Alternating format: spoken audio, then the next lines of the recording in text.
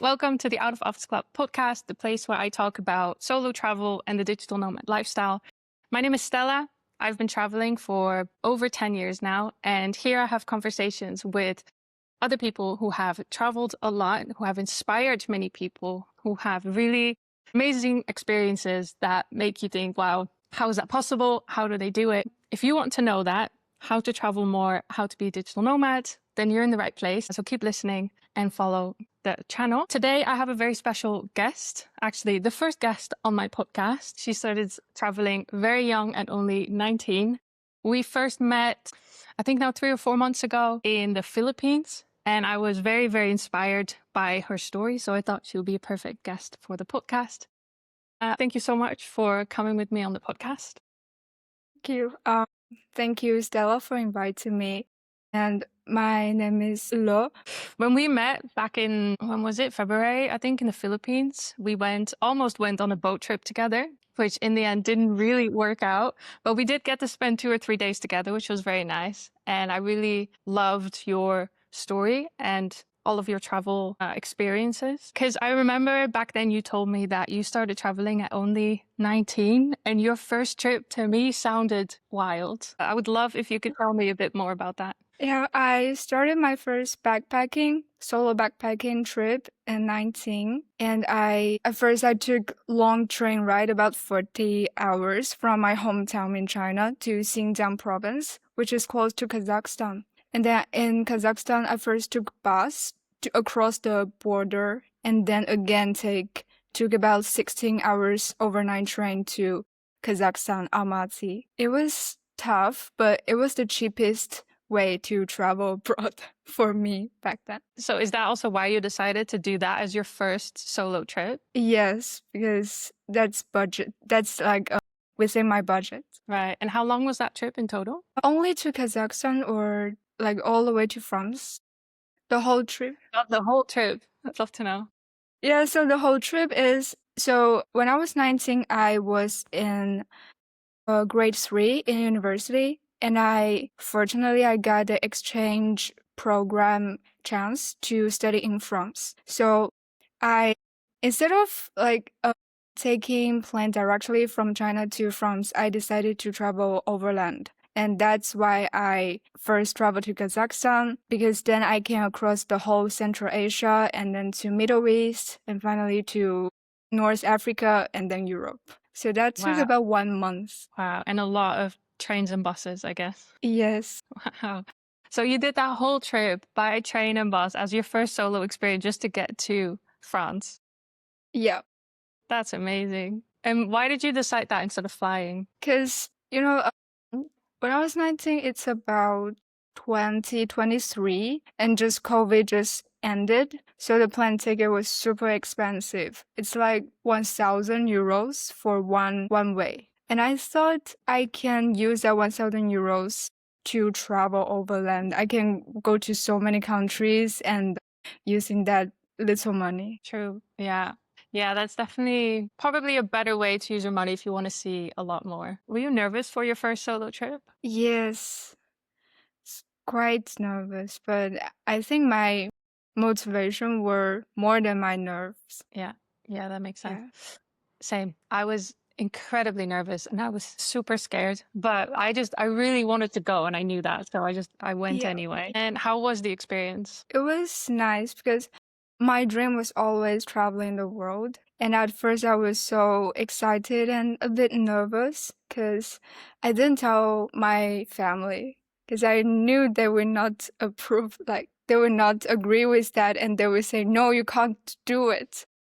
Really? But I really wanted to do that. Yeah. So that is even braver. Yeah. And then I did so many work. Like I checked every bus point and the train point, and like the plans were super specific to, like, for example, every day in the morning, what should I do? And in the evening, what should I do? And where should I go?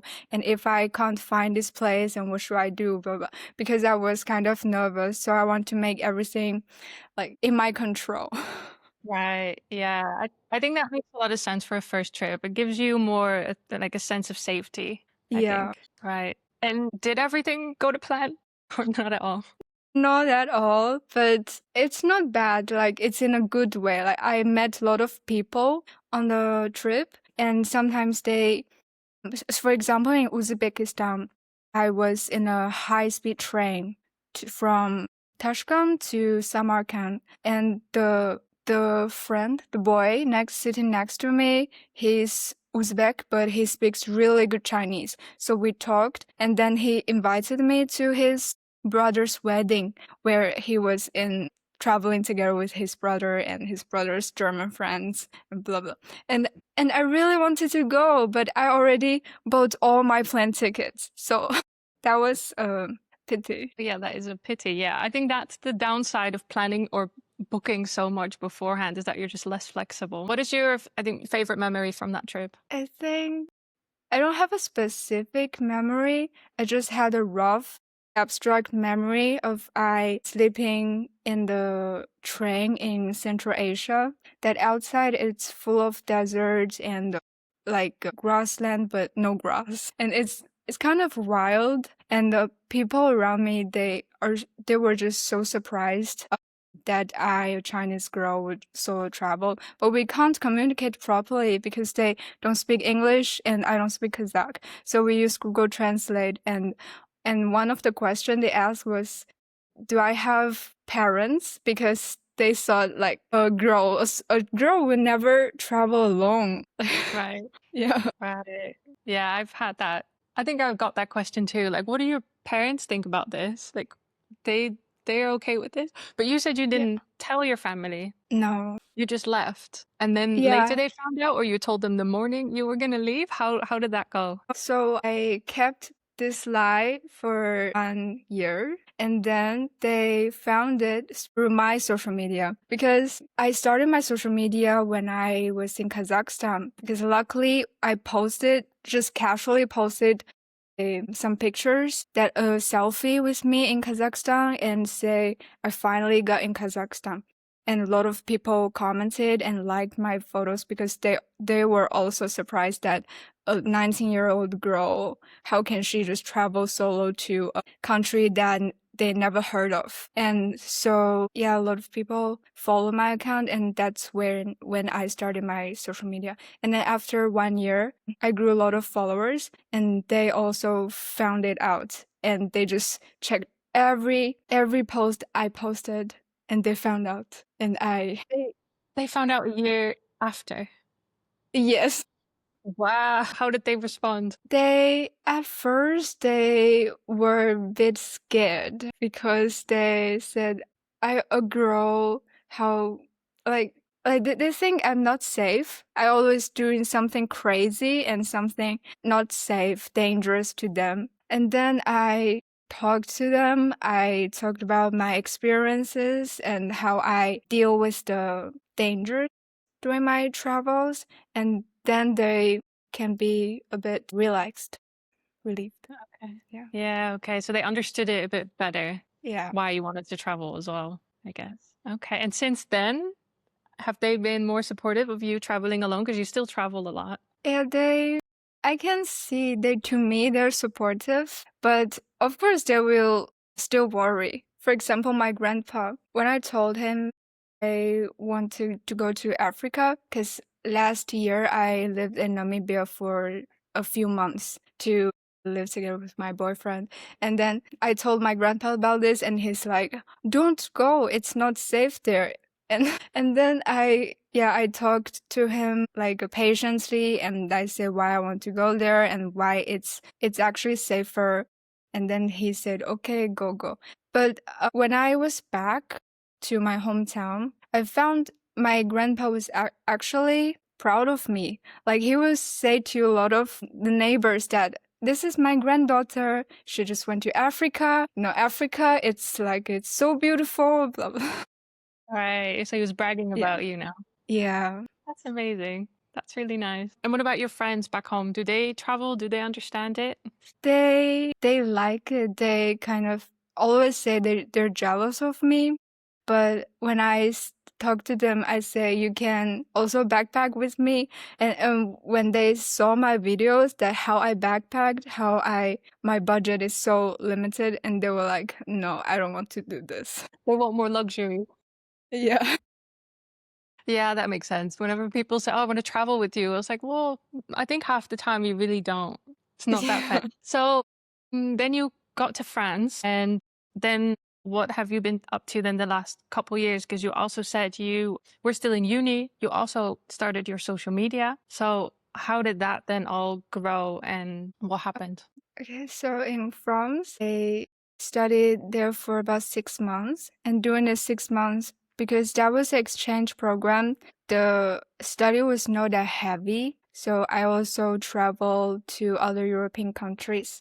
And I started to make videos, some vlogs to record my life in France and in how I traveled, but with budgets to other European countries. And I got about 30,000 followers on social media. And I started to monetize it because I can't do like tutoring, or I can't do some extra work. Like I can't get payment in France because I Yeah. didn't speak that French that much. Mhm. Yeah, so I did some brand collaboration at first. Yeah, with my beat price. Wait, how to say that? Like the price that I set. So when brands want to collaborate with me, they will give me the price. So my price for my videos at Mhm. first was a bit low, like 100 euros per video.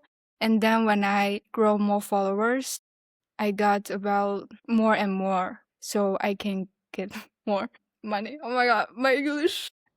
No, you're good. You're good. That makes sense. I think when you start out, it's also very hard to know how much to ask for brand collaborations. But it is amazing that you started then and pretty quickly too, and that you grew so fast. I mean, I've seen some of your videos and they are amazing, very cinematic, very beautiful. I think your storytelling is really, really good. Thank So you. it makes sense that it grew fast, that it did very well. And since then you've traveled around Europe more, you went to Yeah. Africa as well. And you've Yeah. continued to do brand collaborations, or have you since also done other jobs to fund your travels? Before in my uni, about grade 1 and grade 2, I did tutoring, like tutoring in big city in China. So I gained my travel funds and I have a little bit savings. And later I did my brand collaborations, which that lasted for 2.5 years till now. Okay. Yeah. And sometimes I also do some editing job to some celebrities in China. I edit their vlogs and they pay me per time. Okay. So most of your income now comes from brand collaborations and then the editing that you do for other people. And then you do the collaborations with brands. Is that including trips somewhere, or is it mainly kind of highlighting their services or their trips? Going on the trips with them, it's not that common, to be honest. It's one of the my highlights about this kind of collab is I go to Iceland and they found my trip to Iceland. Yeah, and I need to post some videos saying they supported my dream, and that's it. Oh, amazing. How was the trip? Did It was amazing. Like Iceland, it's just so beautiful. Definitely, definitely. Wow. Yeah, I think the brand collabs really they help, especially if you want to travel a lot. When talking about the brand collaborations, can you share maybe a bit more about how you get them? Do you do a lot of outreach? Do brands find you? How do you usually set that up? So I didn't do that much outreach. It's actually the Chinese social media called Red Notes, and if you have more than 1,000 followers, you can set your price for a video, a price for some photos to the brands. Like on the backstage, you can set a price by yourself. And if there are a lot of brands, they have another platform. They can see the price. They can see how's the content creator's job doing, and if they like one content creator and they think their price is reasonable, they will send invitation to them, and we would talk to each other, and then we agree to get that collab or no. Okay, so it's like a built-in platform for the collaborations almost. Yeah. Yeah. Wow, that is very useful. I think that's what I'm missing a bit on Instagram. I think they're going to that as well with some of the tools, but it's definitely not really there yet. So since you've been traveling so much already for the past couple years, do you think you'll be able or want to do this for the next couple years as well? Yeah, definitely. I I just found myself I cannot sit still when I'm not traveling. I always want to just go to some countries. Yeah, I recognize that. So what do you have planned for the rest of this year or next year? Maybe so this year I might go to India in August or September to meet my boyfriend, and then we'll go to Europe to spend Christmas. And then next year I still am not sure. Nice. Well, maybe good to keep it open, right? And just see what happens. Yeah. Amazing. What do you think is like the best part about solo traveling, and what is for you kind of the negative side about it, of traveling so much and for long periods of time as well? So the best part is I can just do whatever I want. And for example, if I'm not well the next day, I can just sleep pretty late. But if I travel with my friends, maybe my friend want to do something together in the morning, and I have to to force myself to spend time together with her, blah blah blah. And also I can meet a lot of new friends. Because actually, when I travel with my friends or my boyfriend, I kind of just want to spend time with them. And that I miss a lot of chances to meet new people, interesting, amazing people. But when I travel solo, I get to talk to them and spend time together. And yeah. Yeah, it's a lot more social. I think you put yourself out there more too when you're on your own. And if you want to keep traveling for the next year, do you hope to do just more travel collabs? Do you have any projects that you're working on the side to fund your travels? I want to do more collabs for sure, but yes, I don't know how the future going because in China I can see a lot of brands they're shrinking their budgets. Like they will not put so many money on us, like those vloggers and content creators. So I might get earn less than before. So about other projects, I have a lot of things that I want to do, like to have some outdoor traveling agency, to sell some products, to maybe to write some plans, like really specific plans to support like all the other people who want to solo backpack just like me in China. Is that common within China to travel alone or travel solo? That was not common, but I think it's getting more and more common now. Yeah. So you would want to do something kind of to encourage that and to help people start their first trips. Yeah. Amazing. That's a great idea, I think. And you also before just mentioned that you have a boyfriend who I think you met in France. Yeah. We met in France Okay. and we just met each other when we like have dinner with our friends, mutual friends. And then in Sri Lanka, I met him again, like very accidentally. And then we talked, we texted each other, and then we just got in together. That's amazing. How long have you been together now? 2 years. 2 years already. And what is it like to date when you don't live in the same place and to have the long distance relationship? It's a bit rough at first. And yeah, like for the last year, he's working in Sri Lanka and I was still studying in China. So we saw each other every month. Like either I went to Sri Lanka by plane or he came to China by plane, or we go to Thailand together to travel. It's just pretty tough. So we want to see each other every month. But now he's a bit so far away. He's now working in Namibia. And I'm now in China. So we haven't seen each other for 4 months now. But soon, though, luckily in August, you said, right? Yeah, I guess so. Long distance relationships are hard. Yeah. Yeah. I think dating and traveling, just it's difficult. It's not a great match, Yeah. but it's working. And it does give you extra, I think, excuses to travel, which is nice because you can go visit Yeah, for sure. Like I lived in Sri Lanka also for a few months and Namibia for a few months. And yeah, and I love it. Like sometimes I don't want to stick together for long time and we need our own space. And that's one of the advantage. That's true. Yeah. So you travel a bit together and then you travel solo Yeah. separately. Yeah, I agree. I think that's a good way to mix it a little bit. This lifestyle as you have it now, like roughly what does your normal day-to-day look like in your normal week? Kind of what does it look like? So it's kind of in chaos, to be honest, because I'm kind of person who's quite spontaneous and like sometimes, and I don't know about my collabs. For example, I don't know when the brands will reach me out, and I don't know next week what I should do because maybe tomorrow a brand will say, hey, we want you to do a video. Can you go to Tibet? Can you go to some mountains to do it? And I would say, yeah, sure, I like it. I like the idea. And then I will go Wow. and to shoot. Yeah. So some of these collaborations happen very last minute.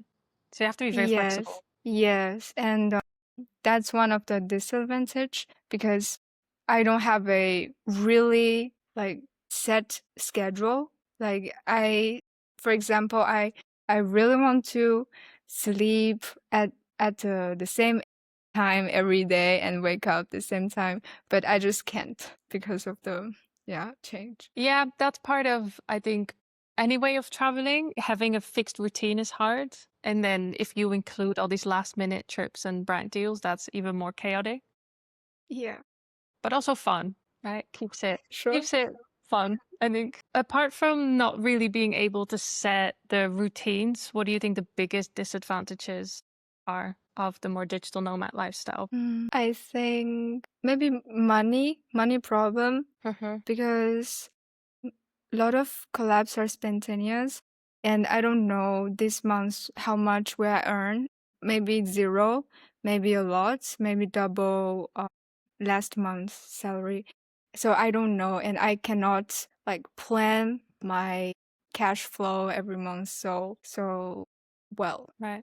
Yeah, that is difficult. Where do you hope to be in 5 years? I don't know, like a middle of some nowhere. The middle of Like nowhere. yeah, because I really want to go to all the countries in the world, and that's my biggest dream. So I Really? just want myself, yeah, to achieve my dream. And I also want to do some bike trip across Eurasia, and yeah, Okay, so you have a lot of travel. I mean, going to all the countries in the world, that is quite a challenge. Do you know how many countries you've already seen? about 41, How old are you now? 22. At 22, you've already been to 41 countries. Yeah, still a lot, like still 150 plus. Sure, but that's already so many though.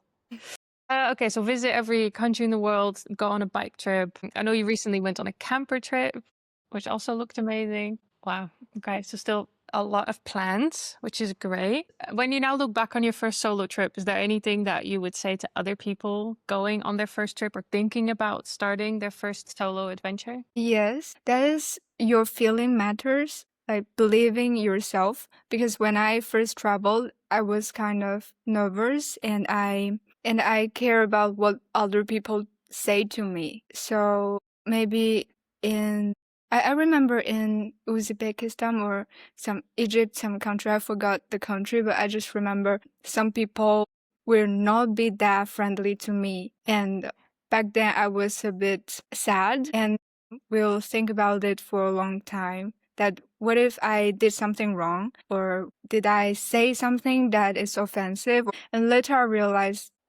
I didn't do anything wrong and it's just some people they will just not be that friendly to people from from other cultures, other countries and yeah, and don't care about that. Just leave it behind. True. Yeah, I think you're going to meet the most amazing people. I think 99% Yeah. of people that you meet are amazing, but there always will be some people that don't like you for whatever reason or don't understand Yeah. what you do or that just start having a really bad day, Yes. I think. And Exactly. yeah, it's definitely important to just also let that go and know that it's not necessarily personal. Yeah. I think that's a really good advice. Amazing. Well, I really liked having you here on the podcast. It was really great. I loved hearing your stories and your tips. And I know we're going to keep in touch. And I would recommend everyone to check out her social media. I'll put all the links in the description so you can have a look and have a follow because it's amazing. Thank you very much. Thank And you. we'll talk soon. Yeah. Bye bye.